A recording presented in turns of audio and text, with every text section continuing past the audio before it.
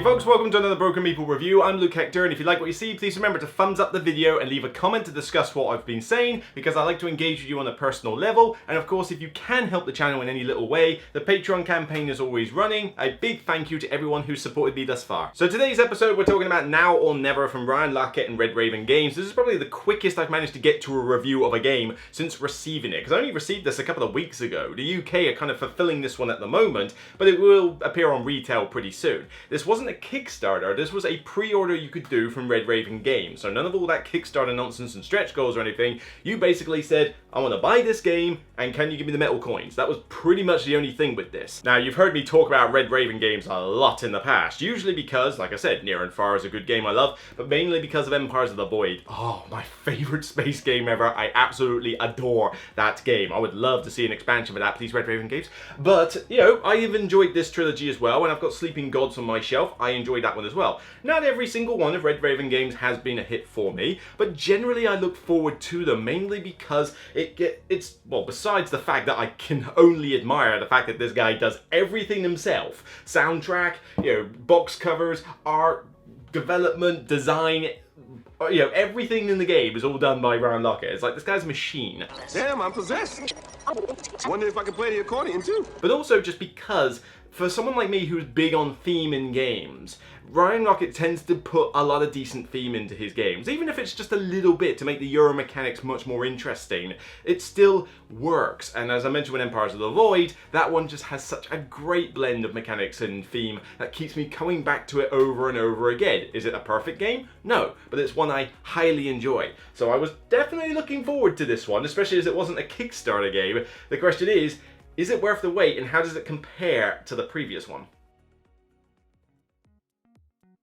The plot of Now or Never is that 20 years ago, a big crystal meteorite descended and released a ton of monsters onto the world, causing you to flee your ancestral village. Forward on 20 years to the present, there are rumours that the bizarre monsters are growing weak, growing slower, getting petrified. Nobody knows entirely why, but they're taking this chance to go back to their homes and rebuild. But they gotta do it quickly before someone else decides to do it. In Now or Never, you and up to 3 friends compete to best rebuild your ancestral village and guide the rest of the villagers on their journey home. Although the creatures in the meteorite have lost much of their strength, many of them still remain and you must fight them off to protect travelling villagers. Now or Never is a competitive strategy game that allows you to choose one of 4 asymmetrical characters to play, rebuild your village with a multitude of different buildings so that the returning villagers have a place to live, interact with other players by hiring their specialists to perform special actions, and combat dangerous creatures to rescue villagers.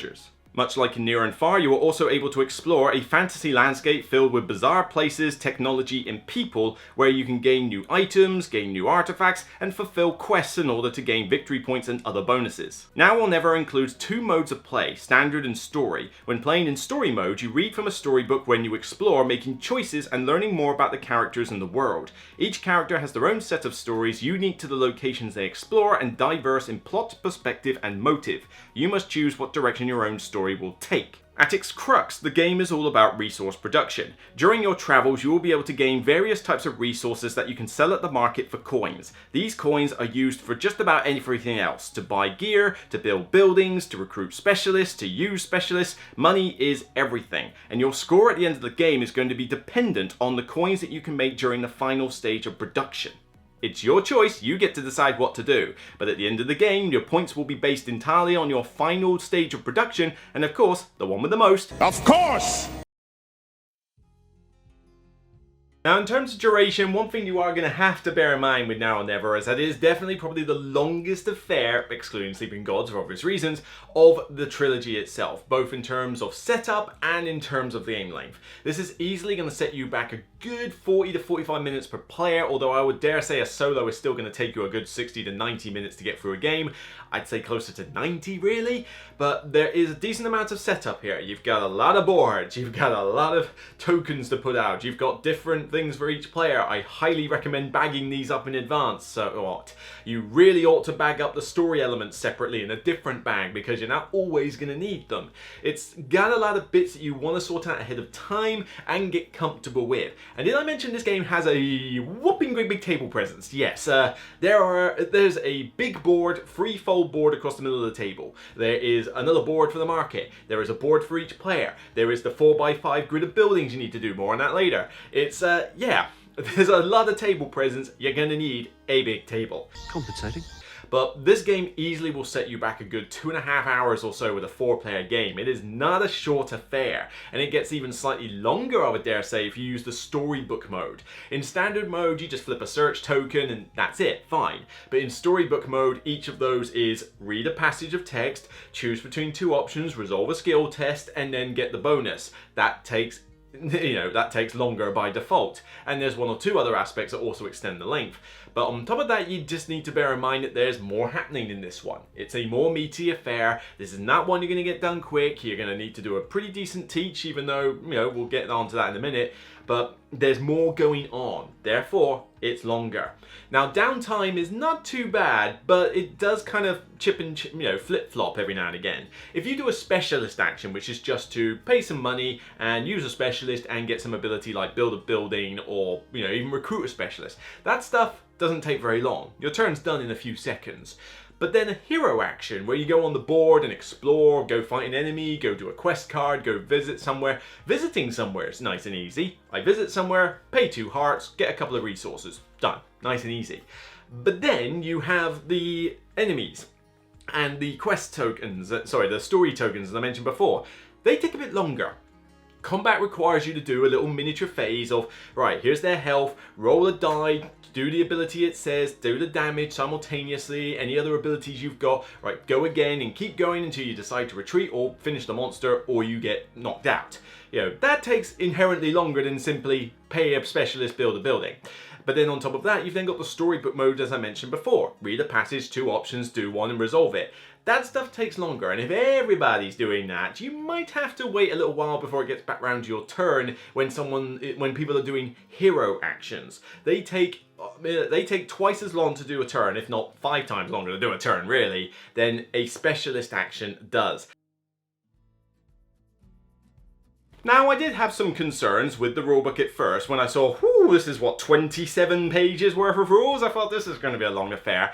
But then remember, when it comes to Ryan Locket's games, he writes in very big font, and it's usually very clear. Although there are some blemishes now and again. Sleeping Gods had some issues with the rulebook, but this one actually, I found to be pretty good. Actually, it's laid out clear. You've got a very useful turn sequence reference on the back, but honestly there's a ton of pictorial references in here. I mean, you will understand everything you need to know about how the boards work, how the cards work, how the combat works, what little bits are there. So there's a decent amount of explanation. But honestly, the rules are not that complicated. You've got a lot of options, yes. You've got, alright, I could go to this place and do a search token. I can go to this place and find a monster. I can go to this place and do a quest card. But if you've played his games before, this stuff feels quite intuitive. Like, you look at something on the board and you go, oh, that's blatantly the damage icon. Oh, that's got to be armor. That's got to be reduced damage, isn't it? That's the cost. Oh, wait, what's that bit? You might have to look up that in the book. But for the most part, you'll look at this and think, yeah, that makes sense. That makes sense. That makes sense. And I said that a lot as I was reading through it on a solo playthrough. Just thinking right, okay, let's read. How does this work? Yeah? Yeah? Oh, yeah, that's cool. If you've played a lot of these style of games, you will have seen this before. Now, let's say you're completely new, which, to be fair, I'm kind of surprised you're jumping into this as the starting off point. Maybe Near and Far would be a better job. But, again, the rules are not that complicated. And I didn't really have a situation where I thought, hang on, that doesn't make sense. Let me just check the rulebook and find out. No, I actually didn't find any ambiguities in my plays of this. Does that mean I played it 100% right? No, but who knows I didn't. But honestly, I didn't have a problem, and a lot of this is separated by the story mode anyway. I mean, the actual rules of the game only really go up to about, say, here on page 16. After that, you get quest card explanations, you get the location descriptions, search token descriptions, and then solo play rules, and the story mode. The story mode is not complicated. You basically just look in a tiny little book like these chapter books and essentially go to the setup and go, oh, a couple of tweaks to the setup, fine. The solo mode is probably one of the easiest solo modes I've ever seen in any game ever. It's literally just a deck of about 9 cards that you flip a card and do the instruction. It is so simple, it's unreal. Honestly, other than the fact that there's just quite a lot of options on your turn, this game is not a difficult one to learn, and I was expecting it to be more complex. So, kudos. So for tactics and strategy, does the mechanics of the game bring you in? This is hit and miss, unfortunately, because there are some good stuff to do in this game. I mean, it is fun to go around the little map and decide, you know what, I'm going to do this quest card over here. Oh, I can go and do this little mission. Oh, I can go kill this enemy. You know what, I quite like this. Look at that sword. That sword looks really good. I want to buy it. Where can I get the money to buy that sword? You know, the villagers that you get in your city. It's fun to build up these little buildings and then grab these little villagers that you rescue from the monsters and go, right, go into this house, you live there now, go to work and, you know, build me some minerals and that. And the market phase is easy. At any time, you basically just trade in resources for coins and you're well off there. But there are a few blemishes I do have with this system. Firstly, the whole concept of this being a multiplayer game is really tossed out the window. This is a multiplayer solitaire game 95% of the time. Literally, the only reason a multiplayer is the other player is there is for a couple of things. Firstly, the search tokens on the map. Search tokens are limited. Somebody goes there, they take the token off. Okay, whatever, that's no different than a lot of other Euro games. But then also the specialists, where you can pay someone else's specialist, flip them over, and they get like a little tax benefit for you using their specialist, but they're annoyed that you use their specialist. That is a little bit of interaction with the players. That does not justify 40 to 45 minutes per player though. And honestly, if you play this solo, you can do that just as well with the bot. Because the bot has its own specialists and you just buy from them. They don't even have to worry about the tax, you just use it. This is why Superman works alone. It just feels like, why am I playing this with 4 players? Or 3, or even really 2? This game just felt like a solo game for the most part. Yeah, storybook mode, you can go, oh, I get to hear about your little story, but is that really all that there is to it? I kind of wanted a bit more interaction with players. You don't block each other on spaces on the board. You don't, like, clog up villages so that people can't use them. There are more than enough monsters for people to fight, so they're not really going to run out. You can, you know, oh, somebody might buy that sword before you get a chance. Whatever. I mean, that kind of happens and there's plenty of other gear anyway. The villagers. There's so many of them in the different types that, oh, you took my villager that builds a crystal. Well, another one will pop up soon. Probably there's already one of them out. You know, is it really that much of a big deal? You know, and the same with the specialist row. You know, oh, you took that specialist I liked. But again, that doesn't really justify the time length for playing this as a multiplayer game. I also don't get the idea with the buildings in this game. You've got a grid of 4x5 of these different buildings. Everybody has the same buildings in the game. Now, I give Ryan Lockett credit for putting a lot of good theme into his games, like the mechanics tying well for the theme. I cannot think of any thematic reason why the mechanics of the buildings work in the fashion they do here. You have to start at the outer border of this grid that you make in front of you, build one of those buildings, and then after that, the only buildings you can make are the ones that are adjacent to the space you just made. Right. Why? That doesn't make any sense. Thematically, that makes no sense whatsoever, because these are randomly shuffled and put out at the start of the game, so your setup is different to everybody else's, so why are you in this restriction? I mean, all you're doing is creating a situation where someone might have a bunch of buildings that don't link to each other very well, and somebody might just happen to by the sheer luck. It just seems really weird. This is like one of the first few times where I'm like, why did you put this in? It seems arbitrary and not necessary. Why can't you just have 16 buildings and you choose which one to build? Honestly, I might even house rule that in future, because it just seems ultimately pointless to have this arbitrary rule that you've got to teach. Kind of weird, that one. Well, that was pointless. Now, blemishes aside, and the multiplayer solitaire issue, the game is still fun to play though. I enjoy going around the map and deciding what I want to do. It is like a little mini sandbox. The storybook writing is decent, you know, it's fine, and you do get to experience a bit like similar to Near and Far, really, where you get like a little story. I decide, do I want to go help these guys, or do I want to beat them up and take their money? Oh, I don't know. One makes me lose reputation, but you know what, in for a penny, and you decide what you want to do, and you can just have a bit of fun with that. But you do have a lot of different options of how you're going to play the game, and the whole resource market generation of, I need to get these resources in order to make money so I can do other stuff, is a pretty meaty, fun neuromechanic to do. I mean, you cannot just cakewalk this thing. You need to think hard in your first couple of turns about your economy, and you'll start off thinking, well, I can barely do anything. This doesn't seem right. I'm barely making a couple of coins, a couple of resources. This doesn't seem like much. Believe me, it snowballs by the time you get to rounds 4, 5, and 6, where suddenly it's like, the stuff that I was building up has now suddenly built up, and now boom, I get all this stuff. The solo mode wants you to get 100 points, and I did. Just about 107 in my second game I played. First game I came up short because I was still learning, but second game, 107, and it really did feel like I have no way to get points here. Oh wait, now I do. It's like you just gotta let it build up and get to that crescendo moment. Of course, this does mean that later turns are going to take a bit longer to play, but well, that's the way of the beast, I'm afraid. Do I need to talk about aesthetics with this game? I mean, for crying out loud, you can tell from the cover alone that this is gorgeous. This is so gorgeous. You're not sleeping with it, are you, Ray?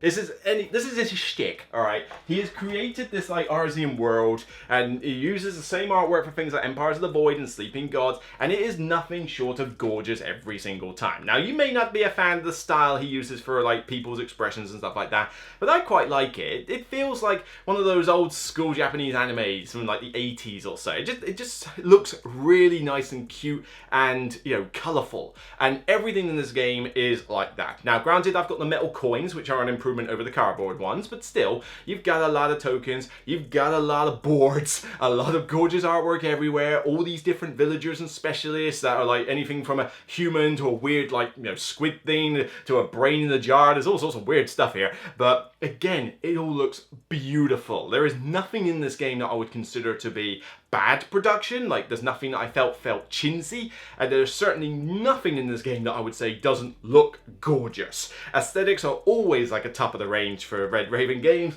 This one is no exception. Now, Immersion has to be rated a little bit higher than in most other cases with a Rocket game, because theme is something he does well. In this game, there definitely is a decent amount of theme, particularly if you play in storybook mode. In the standard mode, which is a little shorter and just uses a flip the token and get the reward deal, the theme is there, but it still feels relatively mechanical. Adding the storybook elements, though, does throw in a little bit of a narrative that builds up over 6 different chapters. Although, the first couple are such minor tweaks to the story that I dare say you could literally just choose chapter 1, 2, maybe even 3 and use that as your normal game to teach new players. If you know that they're never going to play for all 6 chapters, then just select chapter 2, use the setup tweaks, and just play through that. Explain in what, 30 seconds what the context of the game narrative is, and they'll get it. And then at least when you're playing it, you've got this little tweak. Like, I don't want to spoil, but for example, you know, big monster appears in chapter 2 or something, and it's like, oh cool, that's something different for the game. Or you could have, oh, you know, this merchant has now appeared over here and can sell you really cool stuff. Again, none of this happens, but I'm just saying, you know, having those little tweaks to the rules does improve the theme aspect. It's a bit like the events in Empires of the Void, where the event comes out and something on the planet happens, anything from, you know, a big monster rising, to the banks collapsing, to a self-destruct sequence being activated. That kind of stuff is really cool and tweaks each game. Now, the stories are fine, you know, the writing is still good here, it's on par with something like Sleeping Gods, but it is basically a near and far setting where it's more comparable to the character campaign that you had in there. You've got some different stories that relate to your own personal character as opposed to just the world narrative, but they are pretty basic stories. It's not like this is a massive Knives Out style thriller here or whodunit. It's just a very simple story with some little narrative bits thrown in. But it is all good, and it does add to the theme. The only blemish to that theme, as I mentioned before though, is those buildings. There is no reason whatsoever for the building mechanic to be this grid that you build in from the outside. It feels like the most artificial mechanic that Ryan's ever put into any of his games, and I'm comparing that to the mine system in Near and Far actually.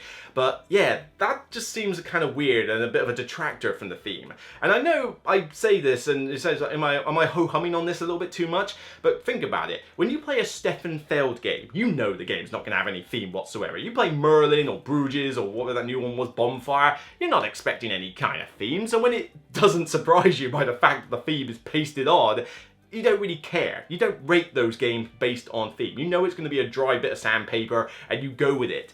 But when somebody like Red Raven Games or some other like thematic publishers that I'm trying to think of some, Quinnig Games are pretty good on that sort of front. Bombix are pretty good. Thunderworks Games, Colossal with Western Legends, that kind of thing. When a theme is usually really good, blemishes to it are a bit more jarring. You tend to notice it. It's a small aspect that is not like, oh, this is a purely mechanical game, although this game probably feels a little bit more mechanical than the other Ryan Lockett games, but still, decent amount of theme, little bit of story, it's got a nice little world to invest in. Now for longevity, this is where you get a little bit of an issue perhaps. I mentioned that this game is pretty much 95% multiplayer solitaire. This does mean that I don't really have the desire to play this with other players that much, although I do have one group of friends who is going to castrate me if I don't play this multiplayer with them because we were big near and far fans, so I'll have to hang on to it for that at least. But honestly, I'll just find myself playing this solo. Okay, so if I play it solo, I'm not going to play standard mode. Standard mode is just not worth it really compared to playing with the story aspects. So there's 6 chapters, 4 characters. I could technically play this 4 times 6, 24 times. I did get that right, got it, Jack. It's a bit of a long morning. But, and that will be fine. But I don't really see myself playing this 24 times to go through because the story aspects are cool, but it's not like it's a drastic change. Now, if you are going to play this multiplayer, you'll probably want to play this every now and again, maybe play through the story once or twice, and that'll probably be it. I'm not sure that there's enough variety to come back to this over and over and over again, but because it is a longer game, you're not going to play it over and over again in quick succession, except maybe if you're trying to binge through the story. So it's kind of like near and far. Once you've played through the story aspects, you might feel you're kind of done because the standard mode doesn't quite measure up to some of the story aspects. A bit like in Near and Far, the arcade mode never really measured up to the campaign, did it? So it does feel a bit like that. Now, playing it solo with the bot is fine, but the bot is literally just there to remove some tokens off the board and have a couple of specialists and maybe exhaust some of your specialists. That's literally all it does. It's 9 cards, it's the most basic of actions possible, which granted does make this the easiest solo mode to play. In fact, honestly, I dare say your first teach of the game should be to play this solo by yourself in standard mode. Trust me, the rest of the rules do not change, other than how the bot operates. So you can easily learn how this game works by just playing the solo mode.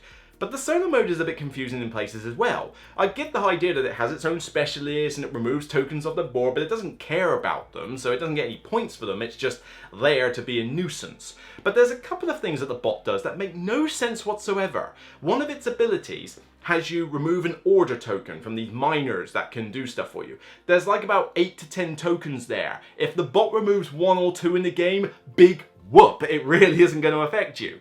And then again on the same card, it could draw a card from each of the 3 different quest piles and keep them. Why? There's like a bucket load of these quest cards. They don't score points for quest cards. You're not against the bot, you're just trying to beat your own score and get at least 100 points. So what does it matter if the bot takes those 3 quest cards? There's literally no reason it should, there's no purpose for the bot having them, and it is no hindrance whatsoever to you losing those 3 quest cards because the deck is face down and random anyway. Why? I don't get it.